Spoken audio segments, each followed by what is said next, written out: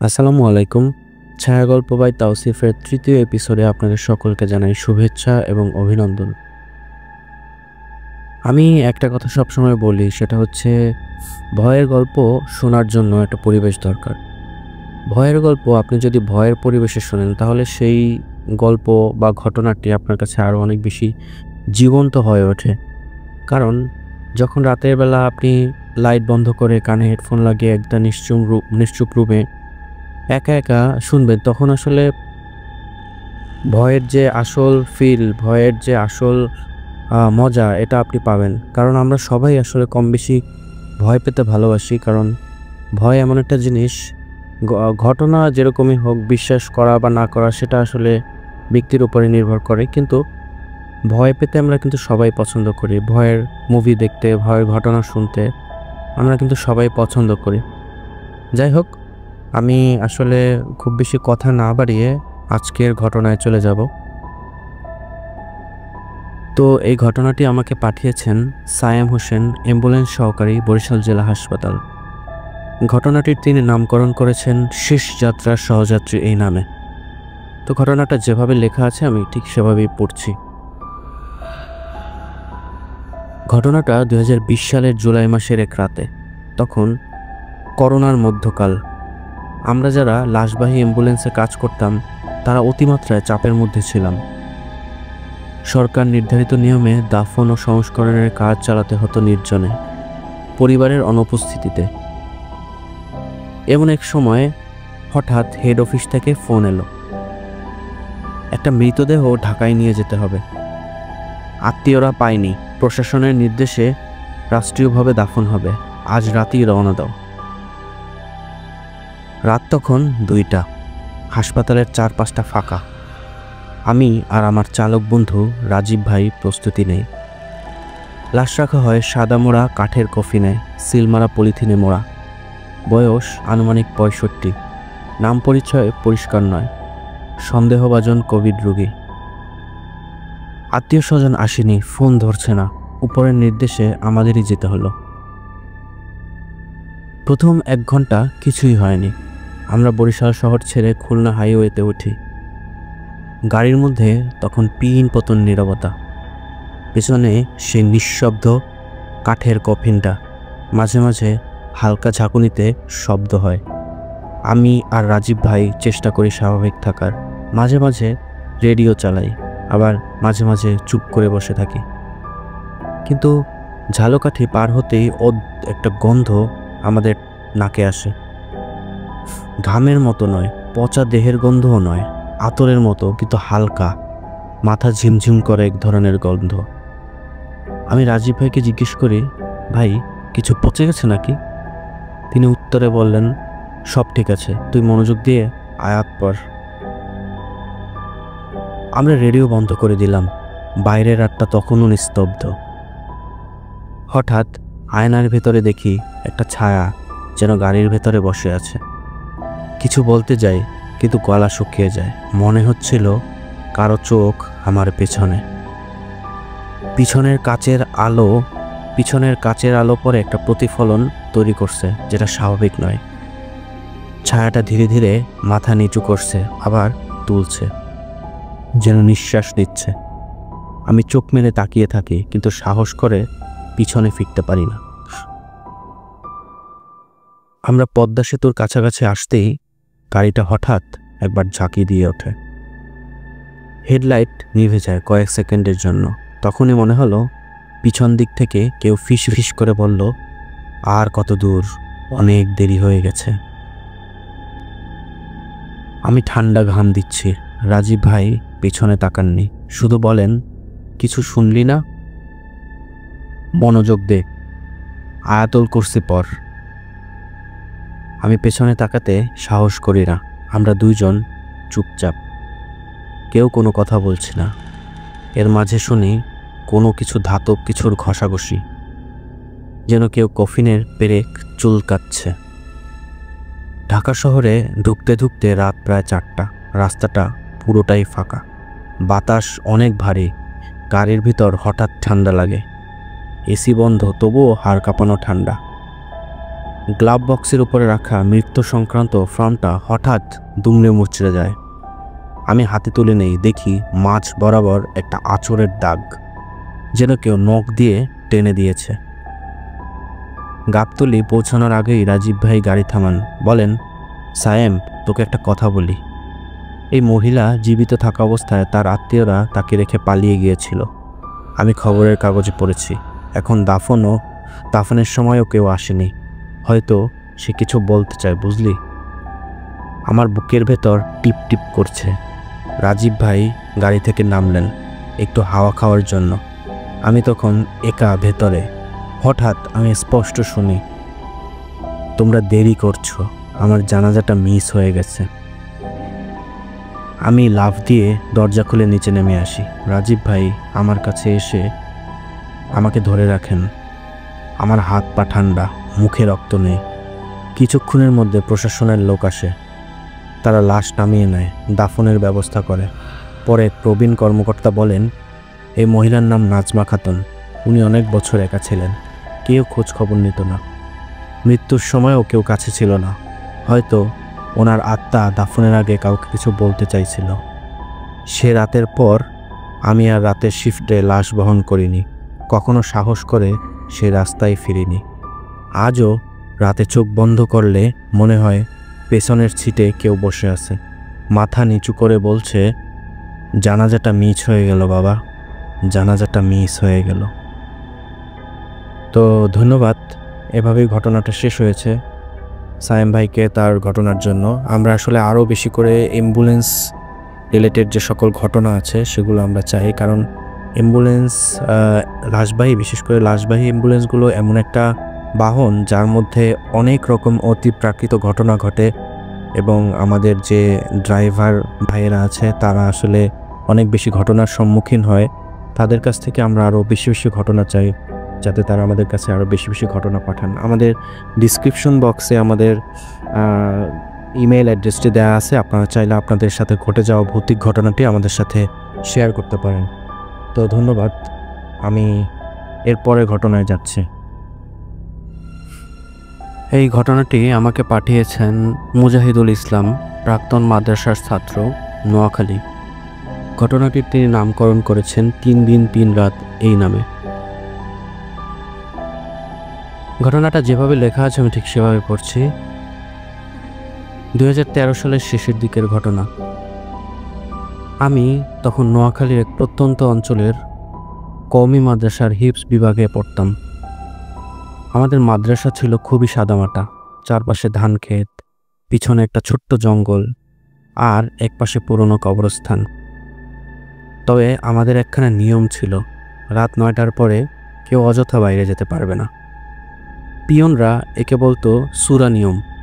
আমি তখন এসব পাত্তা দিতাম না, ভাবতাম গ্রামীণ ভয় দেখানোর কৌশল। কিন্তু সেই ডিসেম্বরের সেই 3টে রাত আমার পুরো বিশ্বাসকে পাল্টে দেয়। আমি বলছি প্রথম রাতের কথা। রাত তখন ঠিক 12টা। শীতকালের রাত, প্রচণ্ড ঠান্ডা পড়ছে। আমি হোস্টেলের জানালার পাশে কুরআন মুখস্থ করছিলাম। হঠাৎ দেখি জানালার বাইরে একটা আলোয় আলোকিত কোনো ছায়ামূর্তি ধীরে ধীরে হেঁটে যাচ্ছে মসজিদের দিকে। মাথায় লাল টুপি, গায়ে সাদা জুব্বা, চলার ভঙ্গি খুবই অদ্ভুত, যেন মাটিতে পাই লাগছে না।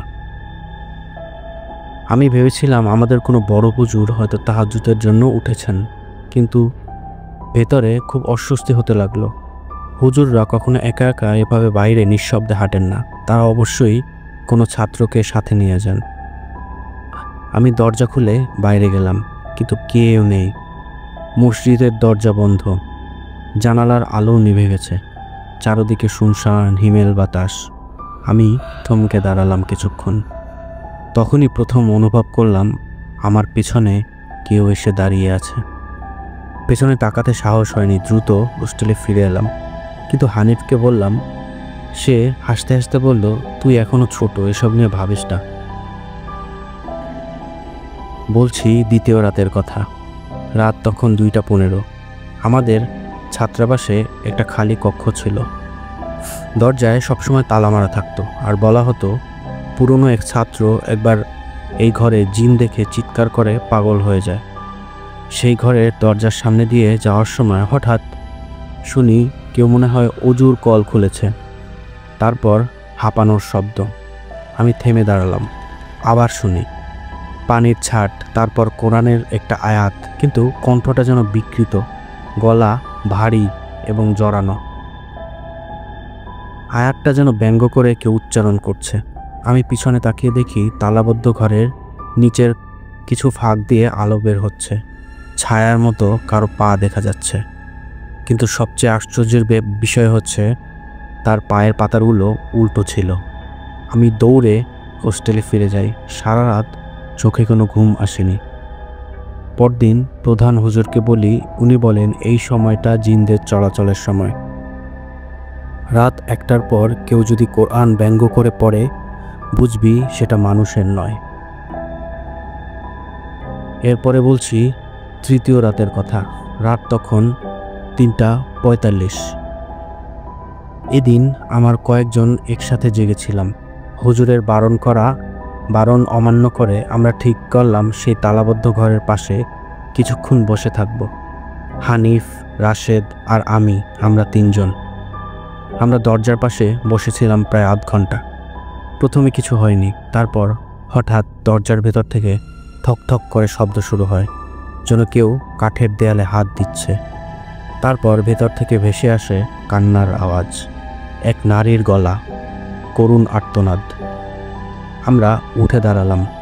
রাশেদ বলল, চল যাই, মনে হচ্ছে কিছু একটা ভালো হচ্ছে না। তখন দরজাটা হঠাৎ করে নিজে থেকে কচকচ শব্দ করে খুলে গেল। ভেতরে আধার, শুধু একটা খাট আর একটা আয়না। আয়নার দিকে তাকাতেই হানিফ চিৎকার করে উঠল, ভাই, আয়নাতে তো আমি নাই, আয়নাতে তো আমাকে দেখা যাচ্ছে না। আমি তাকিয়ে দেখি, সত্যিই তো আমি আয়নায় নিজের প্রতিচ্ছবি দেখছি, কিন্তু হানিফের কোনো ছায়া নেই। রাশেদ তখন ঠান্ডা কণ্ঠে বলল, ওটা আমার জন্য নয়, ওটা আমাদের জন্য নয়, আমাদের এখান থেকে চলে যেতে হবে। ঘর থেকে বেরিয়ে আসার সময় দরজার ফাঁক থেকে দেখি ভেতরে খাটের পাশে দাঁড়িয়ে আছে সেই প্রথম রাতের দেখা সাদা জুব্বা পরা মানুষটা। কিন্তু এবার কোনো মুখ দেখা যাচ্ছে না, তার চোখ নেই, কোনো মুখের রেখা নেই, নিঃসার এক মুখ। সে শুধু আমাদের দিকে তাকিয়ে থাকে। সেই রাতের পর আমরা 3 জনই অসুস্থ হয়ে পড়ি। জ্বর, দুঃস্বপ্ন, এরকম আতঙ্ক আমাদের পেয়ে বসে। মাদ্রাসা হুজুররা মিলাদ দেন, ঝাড়ফুঁক করেন। আমি পরে বাসায় চলে আসি কয়েক সপ্তাহের জন্য। হানিফ এখনও সেই আয়না দেখতে পারে না। রাশেদ মাদ্রাসা ছেড়ে দেয়। কেউ বিশ্বাস করুক আর না করুক, সেই 3টা রাত আমাদের বদলে দিয়েছিল। আমি এখনও কোরআন পড়ি, নিয়ম মেনে রাতের সময় এড়িয়ে চলি, কেননা আমি জানি সেই তালাবদ্ধ ঘর এখনও আছে, আর এখানে কেউ এখনও কোরআনের আয়াত বিকৃতভাবে আওড়ায় রাতের নির্জনে। আর যদি কেউ সাহস করে তাকিয়ে দেখে, সে হয়তো দেখবে সেখানে তার নিজের ছায়া নেই। তো ধন্যবাদ মুজাহিদুল ভাইয়ের ঘটনার জন্য। আমরা ঘটনাটি পড়ে ফেললাম। এবারের ঘটনাটি পাঠিয়েছেন রিফাত জামান, মির্জাপুর, টাঙ্গাইল। তিনি ঘটনার নামকরণ করেছেন কুয়োর নিচে কেউ আছে। তো তিনি যেভাবে লিখেছেন আমি ঠিক সেভাবেই পড়ছি। গ্রামের নাম শালিপুর। জনবসতি খুব বেশি নয়, তবে আশেপাশে কয়েকটা পুরনো বাড়ি, ছোট একটা মসজিদ আর মাটির রাস্তার পাশে সারি দিয়ে দাঁড়িয়ে থাকা কাশবন। গ্রীষ্মের দুপুরে কুকুর পর্যন্ত দেখা যায় না রাস্তায়, আর রাতে চারদিকে এমন নিঃশব্দ হয়ে যায় যেন শব্দ পর্যন্ত পথ হারিয়ে ফেলে। আমার নানা বাড়ি এই গ্রামেই। প্রতি ঈদে আমরা যাই, কিন্তু 2022 সালের কোরবানির ঈদে আমার 1 মাসের জন্য থাকা হয়েছিল। আম্মু আমাকে একা পাঠিয়েছিলেন। আমি তখন কলেজে পড়ি। ভয়ের কিছু নেই, বরং আনন্দ। কিন্তু বুঝিনি সেই 1 মাসের অভিজ্ঞতা আমার জীবনের সবচেয়ে অন্ধকার সময় হয়ে যাবে। নানু বাড়ি খুবই পুরনো, একতলা মাটির ঘর, আর পাশে একটা বিশাল বাগান। বাগানের পেছনে একটা পুরনো পাথরের তৈরি কুয়ো, যেটার মুখে আগাছায় ভরা আর পানি অনেক নিচে। সবাই বলে কুয়োটা নাকি অনেক আগে থেকেই বন্ধ হয়ে গেছে, এখন শুধু পুরনো স্মৃতি। কিন্তু কুয়োটা নিয়ে গ্রামের লোকজনের ফিসফিস করে কথা বলে, আর বলে ওটা নাকি ভালো না, সন্ধ্যার পর ওদিকে যাস না, কুয়োর নিচে কেউ হয়তো থাকে। প্রথমে এসব কথা হাসিতে উড়িয়ে দিতাম, মনে করতাম গ্রামের মানুষের গাঁজা খোরা গল্প।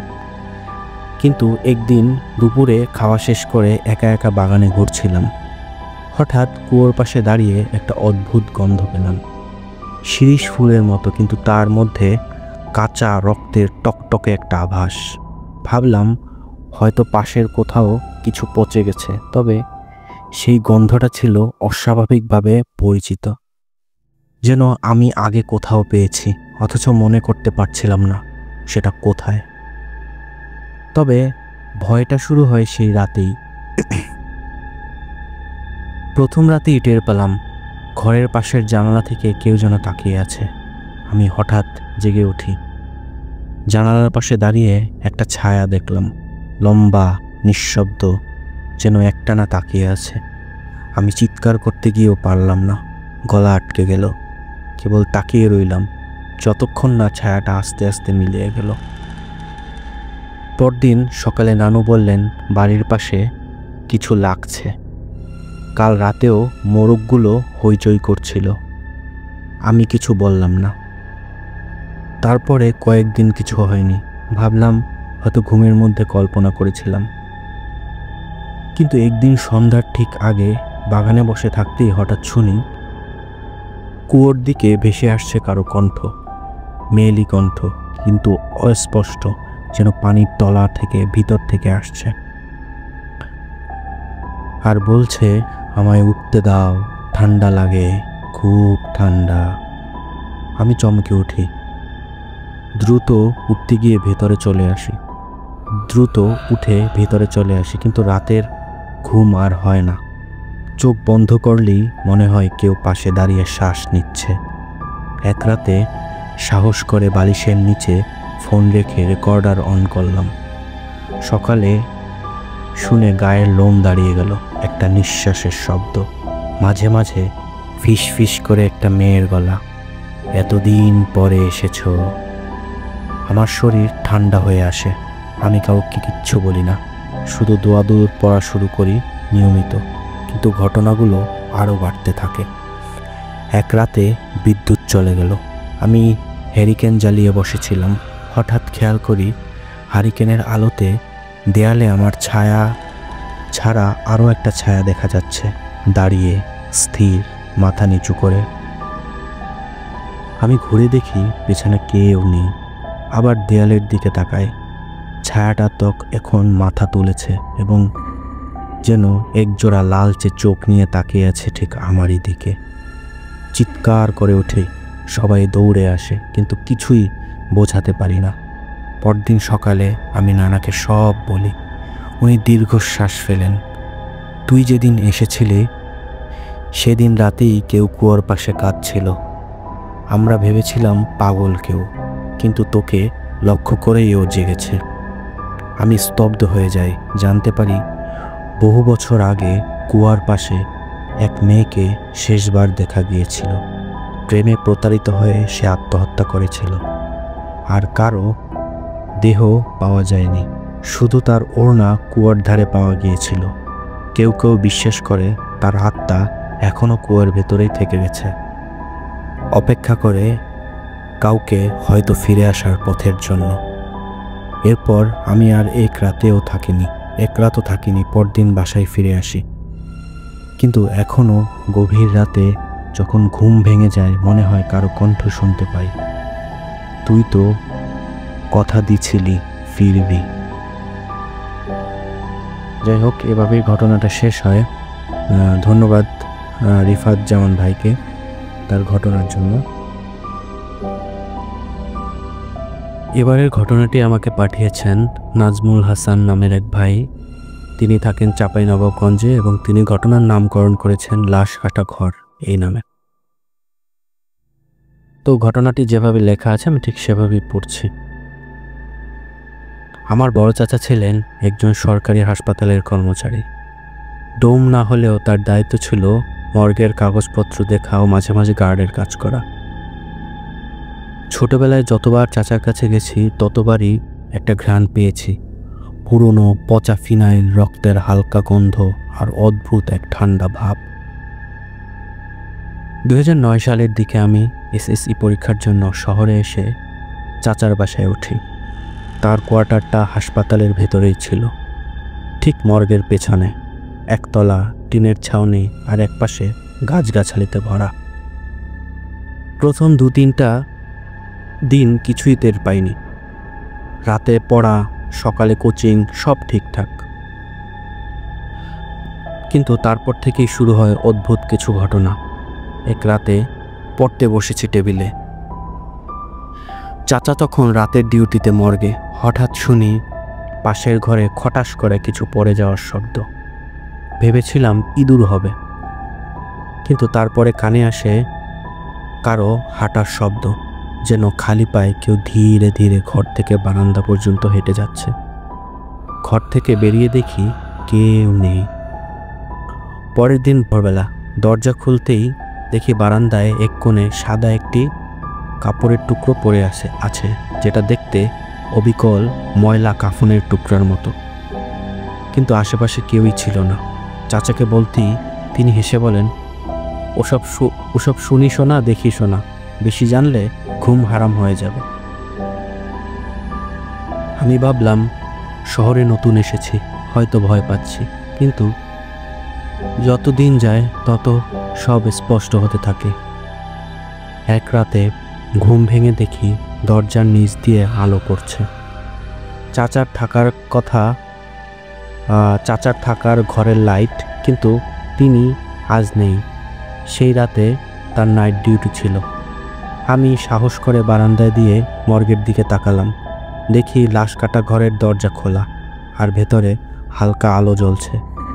কাচের জানালার ফাঁক দিয়ে দেখলাম একটা সাদা ছায়া বসে আছে টেবিলের উপরে, মাথা নিচু, দুটো হাত পাশে ঝুলে পড়ে আছে, যেন কোনো মরা দেহ কেউ টেবিলে বসিয়ে রেখেছে। ভয়ে হঠাৎ পিছনে ঘুরতেই দেখি আমার ঘরের মধ্যেই সেই সাদা ছায়াটি দাঁড়িয়ে আছে। মুখ দেখা যাচ্ছে না, কিন্তু তার বুক বরাবর রক্তের দাগ আর গলা পর্যন্ত একটা কাটা দাগ, একবারে মাংস ফাঁক করা। আমি জ্ঞান হারিয়ে ফেলি। পরদিন সকালে চাচা এসে আমাকে অচেতন অবস্থায় পায়। চিকিৎসার পর আমি ধীরে ধীরে সুস্থ হই, কিন্তু তারপর থেকে আর কখনো রাতে একা থাকতাম না। চাচা তখন বলেন, তোর দাদার আমল থেকে এই লাশ কাটা ঘরের সমস্যা। অনেক সময় রাত 2টার দিকে মর্গে ঢুকলে দেখি টেবিল নোংরা, দেহ নেই, অথচ রিপোর্টে লেখা লাশ ফ্রিজে রাখা আছে। একবার এক জুনিয়র নার্স বলেছিলেন, মর্গের পেছনে নারকেল গাছে এক নারী দাঁড়িয়ে থাকে, তার চোখ নেই, শুধু খালি কোটর দেখা যায়, আর তার গলায় ঝোলানো থাকে হাসপাতালের সিরিয়াল কার্ড। তারপর থেকেই হাসপাতালে কেউ রাত 12টার পর আর মর্গে যায় না। আর চাচা, কিছুদিন পরেই সেই চাচা একদিন ঘুমের মধ্যেই হঠাৎ কেঁপে উঠে মারা যান। ডাক্তারের ভাষায় কার্ডিয়াক অ্যারেস্ট, কিন্তু আমি জানি রাতে তার চোখ দুটো খোলা ছিল, অসাধারণ ভয়াবহ এবং বিস্ফারিত। এখনও চাঁপাইনবাবগঞ্জের সেই পুরনো হাসপাতালের মর্গে কেউ থাকে না রাতের ডিউটিতে। নতুনদের জানিয়ে দেওয়া হয়, যদি রাত 2টায় ঘরের জানালা খুলে বাতাস আসতে শুরু করে তবে চোখ বন্ধ করো আর কান দিও না সেখানের কিচ্ছুতে। যাই হোক, এইভাবে ঘটনাটা শেষ হয়েছে। ধন্যবাদ নাজমুল হাসান ভাইকে তার এত সুন্দর একটা ঘটনার জন্য। তো আজকের ঘটনা আমি এখানেই শেষ করছি। আপনারা চাইলে কিন্তু আপনাদের ঘটনা আমাদের কাছে পাঠাতে পারেন। আমাদের কাছে ঘটনা পাঠানোর জন্য ইমেল অ্যাড্রেসটি আমাদের ডিসক্রিপশন বক্সে দেওয়া আছে। আপনারা অবশ্যই আপনাদের ঘটনা আমাদের সাথে শেয়ার করলে আমরা আপনাদের ঘটনা প্রচার করব। আর একটা কথা, আপনারা অবশ্যই আমার চ্যানেলটি সাবস্ক্রাইব করবেন। আপনারা যদি আরও বেশি উৎসাহ দেন তাহলে হচ্ছে আমিও চাই আপনাদেরকে আরও বেশি বেশি ভয়ের ঘটনা শোনাতে। তো সেই পর্যন্ত আবার ভালো থাকবেন। আবার নতুন কোনো পর্বে বা নতুন কোনো ঘটনা নিয়ে হাজির হব। আসসালামু আলাইকুম।